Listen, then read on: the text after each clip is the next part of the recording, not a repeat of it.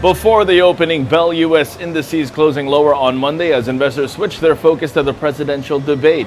Shares in banks, consumer durables and apparel, pharmaceuticals, biotech and life sciences, they're under pressure. While on the economic docket, we had new home sales lowering to 609,000 in August, while the Dallas federal manufacturing activity in September improving to negative 3.7. This all while decliners ahead of advancers. 81% of SP 500 constituents, they traded lower yesterday. Now, after the markets closed, Sinex reporting a third quarter adjusted EPS of 18% year over year to $1.73 with revenues of $3.67 billion. Also, Oracle announcing that it received the final antitrust clearance approval from the U.S. Department of Justice for the acquisition of NetSuite. The all-cash tender offer for NetSuite is $109 per share and set to expire October 6, 2016.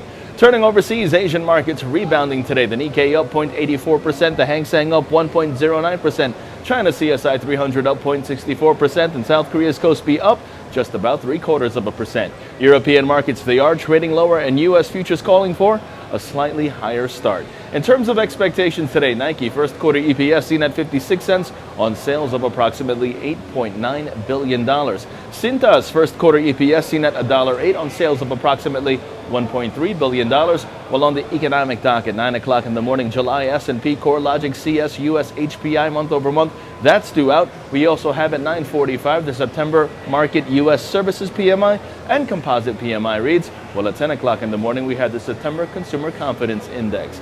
Turning over to the markets now, the SP 500 sees key resistance at 2156. The market currently faces a challenging resistance area at 2156. Short positions below that figure are favored with targets at 2131 and 2123 in extension. The Nasdaq, meanwhile, under pressure, preferring short positions below 4860, and the Dow Jones sees its key resistance at 18,150, therefore preferring short positions below 18,150.